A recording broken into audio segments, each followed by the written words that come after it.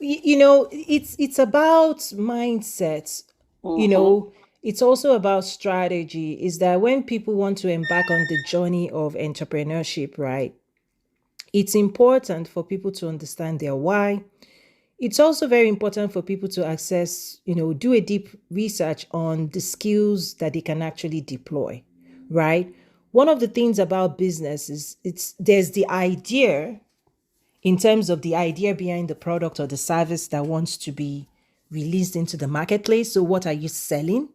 Right? It could be you're selling an existing skill that you already have, that maybe you're already an accountant for your employer currently, and now you want to take that skill and you want to provide maybe financial education to people out there. So there's something I want people to understand is you need to separate what you're selling from how you sell and the structure you're going to put in place to selling.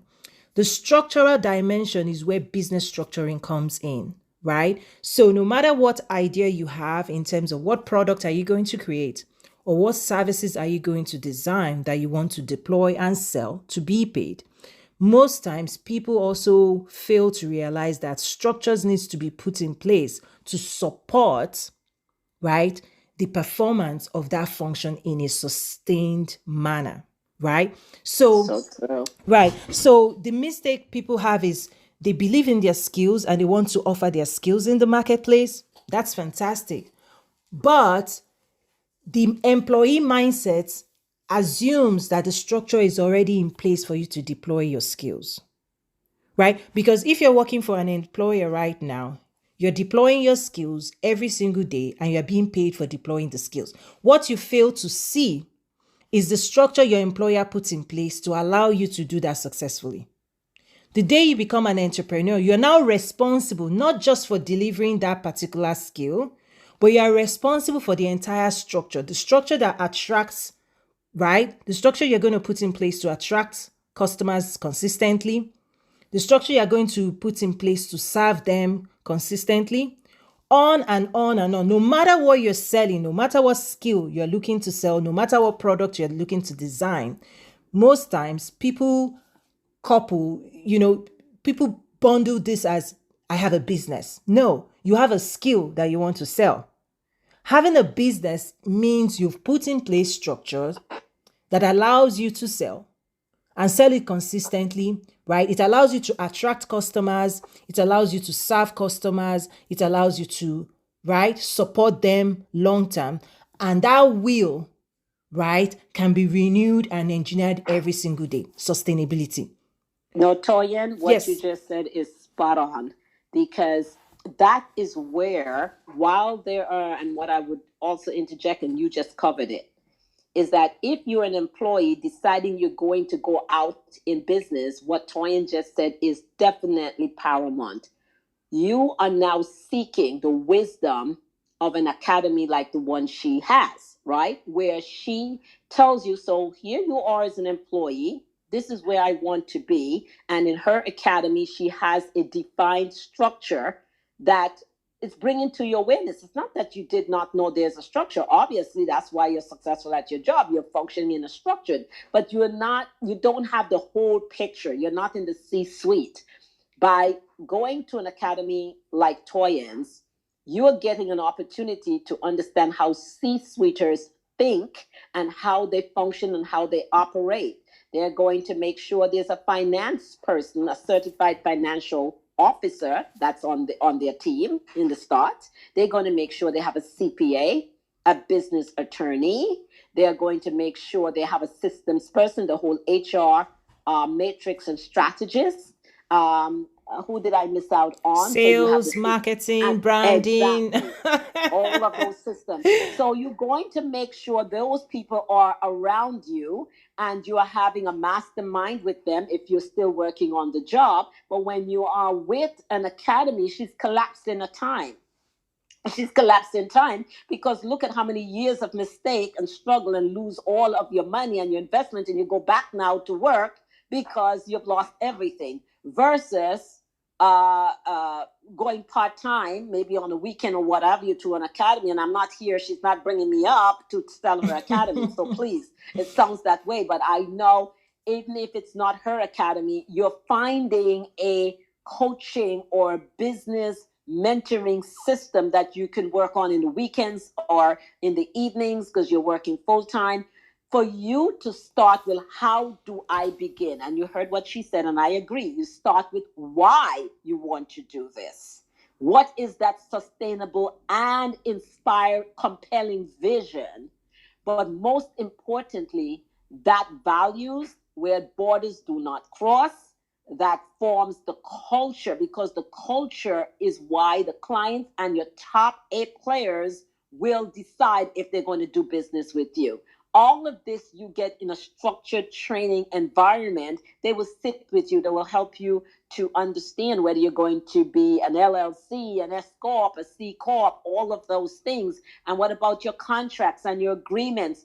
I'm working with clients right now that's having the cart before the horse. It's now they're launching and now they're struggling. Says, Winnie, I need a contract attorney. What do I do? Meanwhile, opportunities are passing them because the person says yes, but now there's no contract. There's no agreement to be signed. So these are the things that you would normally get in a good academy. And so my definite push will be, if you're moving from being an employee, please do yourself a favor and learn the structural processes as Toya just mentioned. Yes. And that's even why I always say learn fast, Right. People say fail fast. I say, learn fast because learn fast because we don't tell we don't tell pilots and all of them, doctors, to fail fast. We actually avoid failure. You don't want a surgeon to fail.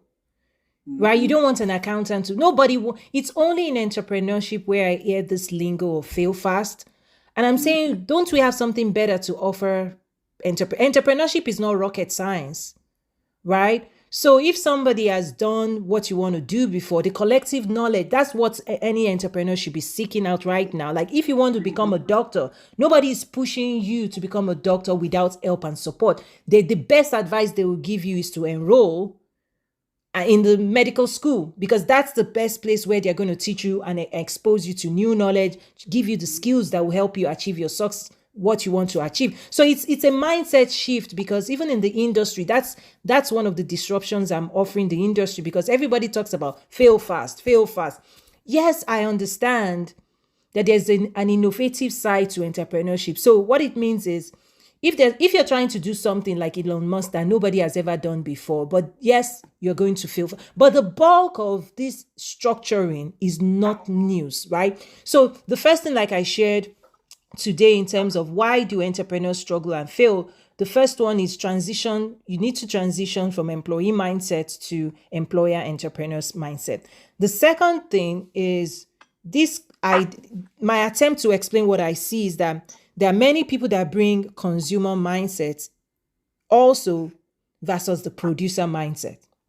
And what this is this behavior that I see entrepreneurs sitting around expecting somebody to do the work for them, right? Is that consumers go to the market. If you want banana, if you want gas, if you want anything, somebody else has done the work for you.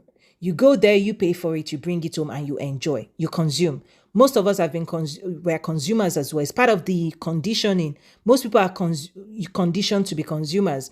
But an entrepreneur, an employer, is a producer mindset. You are actually you're a solution provider, right? Not just looking to other people to come in and solve everything for you. You're a solution provider, and producers increase their productivity, right? So the mindset of saying, how do I increase my productivity, my time management, right? It's a requirement for those who want to succeed in business. Not wasting your time in places you don't need to, right? Successful entrepreneurs, they save time, they buy time. What it means is, if you believe somebody else can do something better, faster, and get you better result, that's why producers invest differently. Right? Consumer mindset, you would say, oh no, why should I pay for this? Why should I pay for that? It's a consumer mindset. But producers look at ROI, return on investment. Everything you're going to do for your business that will increase the performance of your business, that will improve productivity, that will increase efficiencies, that will optimize, those are the places that producers invest in. Consumers do not think that way. right? And we're all conditioned to be exploring things through the lens of what does it mean to me, right? It's a different mindset. And I put here in the article, I said, those who whine and complain. I'm very strong when I use words, right? Because I want to paint a picture in people's minds that really captures the emotion behind this.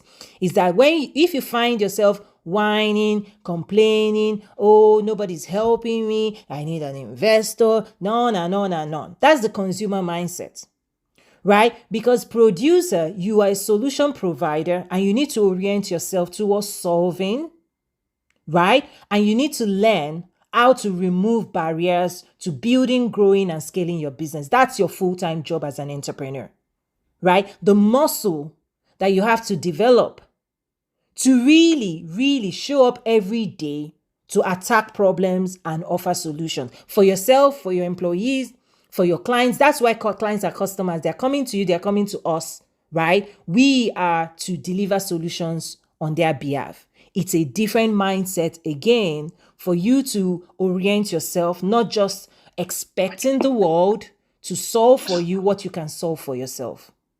That's a muscle that entrepreneurs, I see that oftentimes entrepreneurs that need to also be actively pursuing solving problems, right? They are the ones talking about the problems, right? Right? So it's again, the reason I'm using clear words is because I want people to see what I'm saying because I've seen it enough. And lack of awareness in this area, because when you're not aware that you could start January of this year to December with one problem, right? Never solving it, but talking about it from January to December. It limits your growth.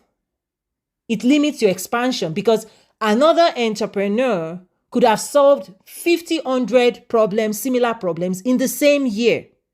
Why? Because they are knocking down walls every single day, right? They're bringing solutions into the marketplace every single day. In the same year, some companies will make 1 billion, some will make 200 million, some will make 1 million, some will make less. Why?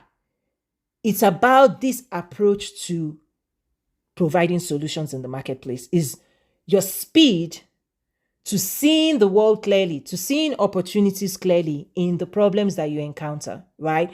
And your ability to go out there and figure it out and find the solution and design the solutions and introduce the solution, the speed at which you're able to pursue that will determine success. Many people fail because they start the year with one problem and they end the year with the same problem, never solved, never addressed. So you speak to them in January, it's like, oh, I'm looking for an investor. You go again 2 years after, it's still the same thing. I'm looking for an investor, meaning this work is not moving forward until somebody comes and rescues me. There's no creativity, there's no ingenuity in pushing past those barriers and creatively finding solutions. That's what I mean by this number 2, is that you don't sit still, you don't let anything stop you from advancing and moving forward, right? All things being equal. Again, this is just me encapsulating the experience that I've seen working with different entrepreneurs around the world. It's one of those things that has to be addressed. Miss Winnie, any thoughts on that? Yeah, absolutely. But I know you had points to go, and I said I don't want to interrupt you because that one is that to me, that experience is that person in a discovery session. I There are ways to discover if that person really wants a business or is just a glorified dream, because a true business owner understand is suicide thinking that you're entering in the world of business by yourself. You have to have faith in others. You have to know exactly what you want. And at times you don't. But again, working with a consultant and a coach that helps you to pull out of you really what it is that you want. You know, there are individuals who really have a passion for business, but they cannot be the president. They cannot be the CEO. Unless they train themselves to be one, which is to part of the to be one. transition. Mm-hmm. And some people, they're not. Like when I focus in psychometrics, right? There are some people that have multiple strengths and skill that makes an excellent CEO. an excellent president. And then you have those who are very focused. They are not visionaries, but these people can anchor your business and you will not lose a bad penny. But they want a business. CPAs, for example, fall in that category. Attorneys fall in that category. Physicians fall in that category. They may not be visionaries, but they are very linear in their thinking and their work will be stellar, but then they need the visionary partner to be with them so that they can trust that person. I know I can't see, but I have the money. You're telling me I need 2.5 million to put here. I trust you, so here it is. Because those people will not release the money that quickly, right? I'm thinking about Bill Gates and Steve Jobs and Mark Zuckerberg. I don't see any of them starting and operating a business by themselves. They usually have a partner. And there's a reason for that, because we are born with a specific gift that may not be, you can learn the skills of entrepreneurship, you can learn all of the bells and whistles, but that may not be your strength. And that's why you see some companies move at warp speed, because they have 4 key people that have those 4 distinct personalities that will make a business fully innovative and working with warp speed. And we have to learn to trust each other. And at times we want to work alone, because on the job, if I work and I train somebody, they're going to take my position. So I'm not sharing, and they take that mindset and they go out in business and they fail because they realize there's just no possible way, unless you're just going to be a carpenter and you just do a small job of what your capacity can hold, right? Right. And one of the things that I introduced January of this year is called the Game Plan: 12 Strategies for Winning in Life and Business. And the anchor is that while many people may bring to their new entrepreneurship journey technical skills, the anchor of that program are the soft skills that people don't have because they've not Yeah. trained themselves, which is the flaw in the education systems, right? Is that part of the conditioning, right, is that you become an employee and you're exposed primarily to the technical skills that is required by the company that is going to employ you. They employ you primarily for technical skills and you're trained to acquire technical skills. Whereas success in business, success in life, really equally important, even maybe even more important than your technical skill, is actually the soft management, networking, communication skills that most people have not been exposed to, most people have never developed, most people have not invested in. In fact, most people discount the importance of the softer skills.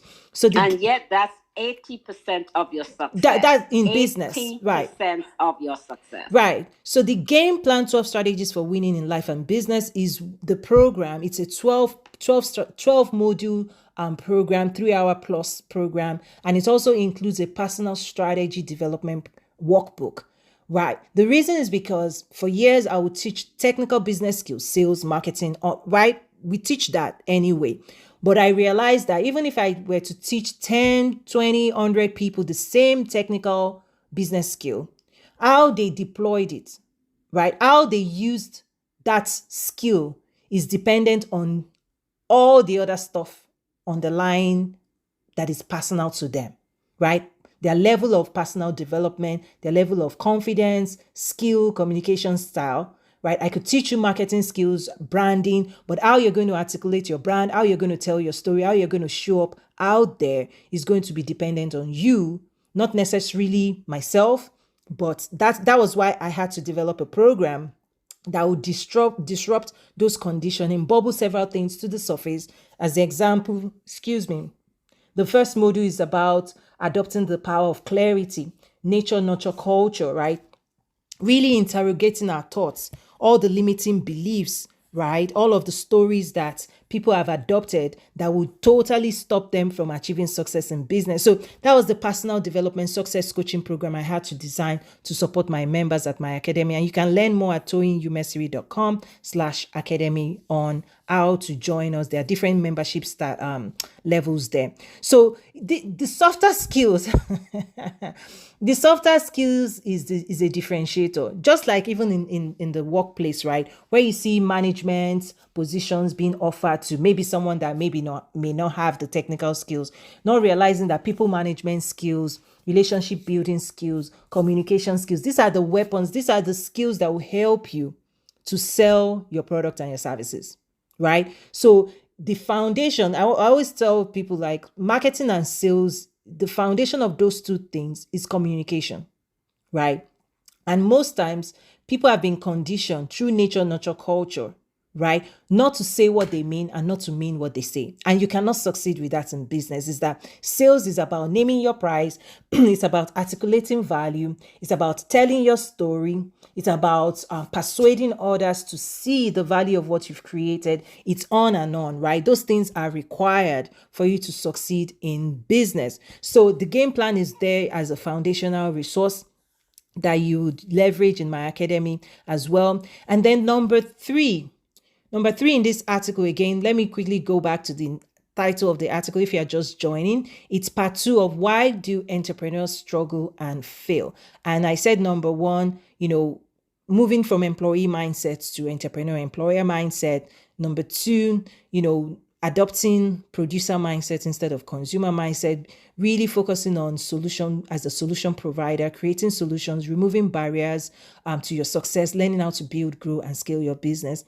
And then number 3, maybe I'll stop. Number 3 is where I'll stop here. There are 10 of them available in the academy. So number 3 is lack of knowledge.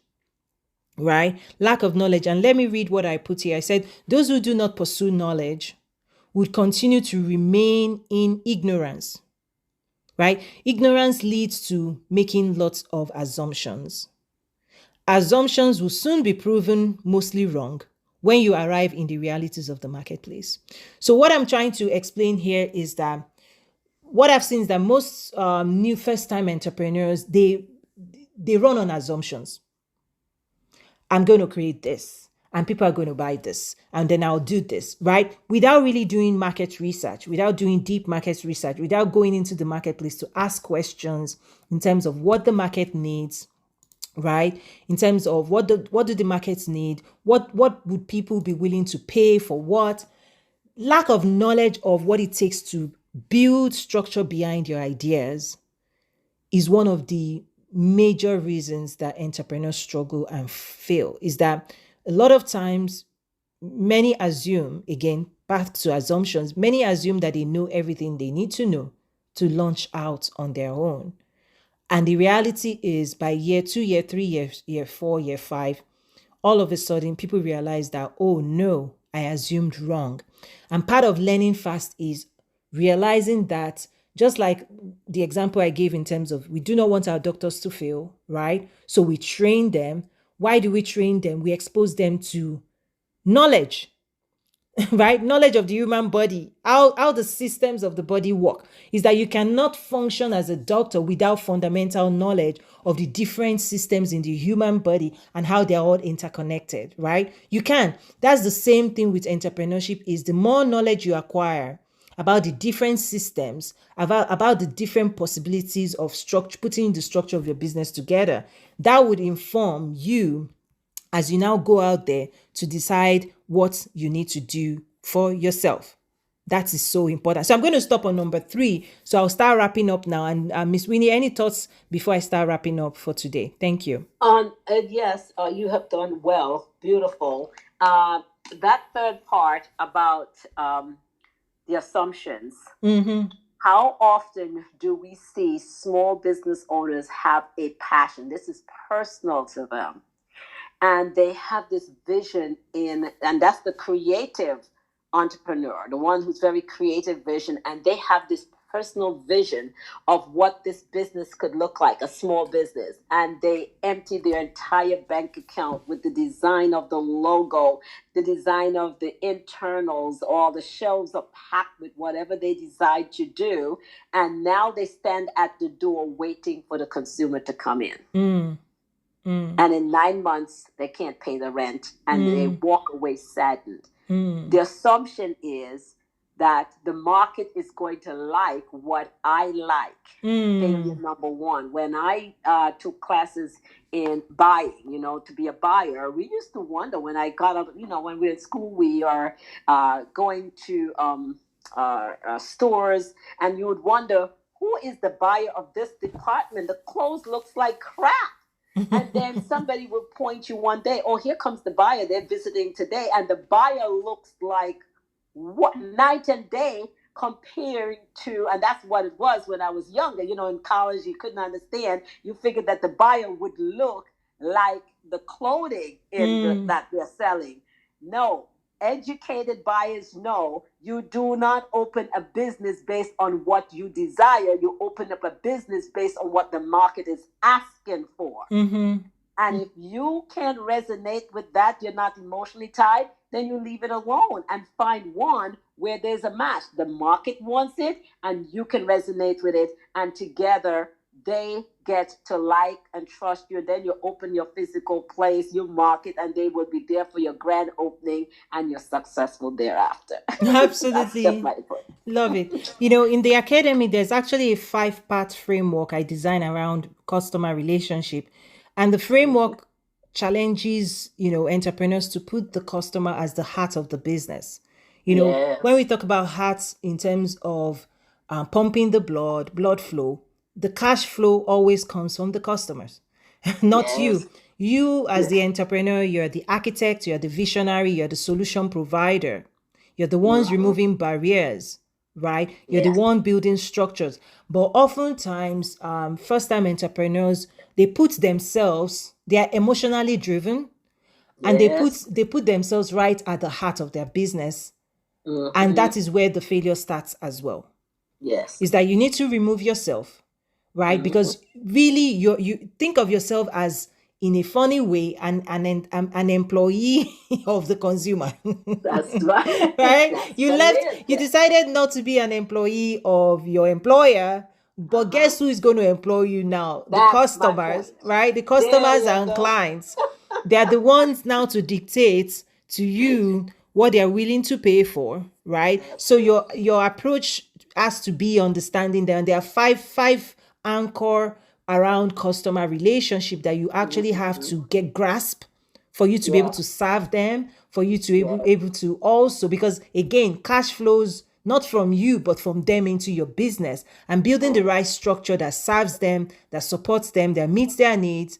And there's another resource in the academy around marketing and helping people understand that your follower is not your customer.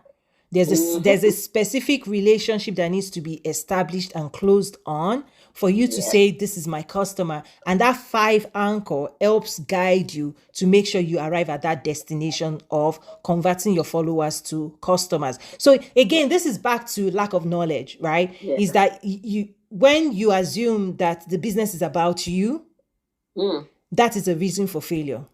Right? In my book, Mindset of an Entrepreneur, I actually I open up the book with this, because it's a fundamental shift that every new entrepreneur must make, is knowing that you are being rewarded. The money you want to make in business is as a reward that several people agreed that you've created value for them and they've rewarded you.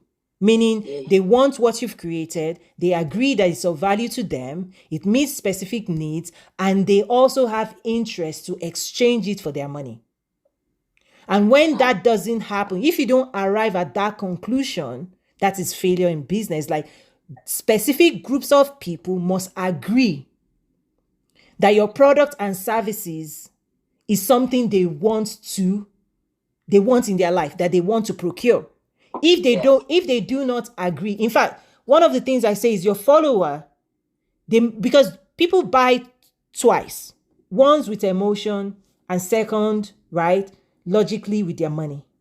Yes. So followers can commit to you emotionally. That's so easy today in the world of social media. It's easy for them to just say subscribe to your newsletter. It's easy for them to say follow, like, on and on. That's an emotional transaction. I like you. What you're saying is good. On and on and on. You can amass that. That's not a problem. The key to growing your business is not just people that commit to you emotionally, that they like it. There's a second trigger that must be activated, right? And that second trigger is a desire to acquire that will cost, because that second trigger is going to cost them. It costs little for people to follow you today, next to nothing, right? It costs them nothing. To become your customer, somebody is ready to incur the cost because the value of what they will be acquiring from you is greater than the cost to them. If that doesn't happen, then we continue the dance. Right? So on that note, I'll be closing out today. Again, I just shared 3 out of 10 reasons why entrepreneurs struggle and fail. The remaining you can access as a newsletter subscriber. It's a paid membership. There are over 200 business articles there. You can learn more at toyinumesiri.com. You can also subscribe to the game plan, 12 strategies for winning.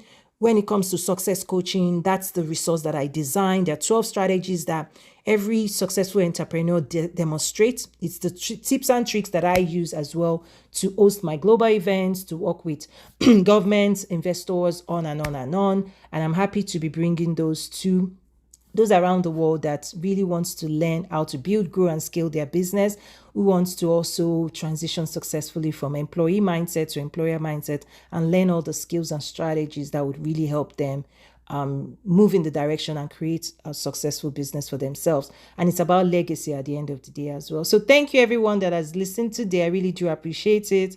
And Miss Winnie, thank you so much. You made the conversation definitely interactive and enjoyable for me as well. So thank you. Most welcome, and continue doing the great work. Not all times I get to come live, but definitely I love it. I love it. I love it. Thank you so much for continuing to share and equip and empower the world of business ownership. Thank you so much. And for me, really, it's about value. I value your time. I value my time. So I always make sure that every interaction is something that is meaningful for myself and also for the listeners and those who follow as well. So thank you for that. God bless you.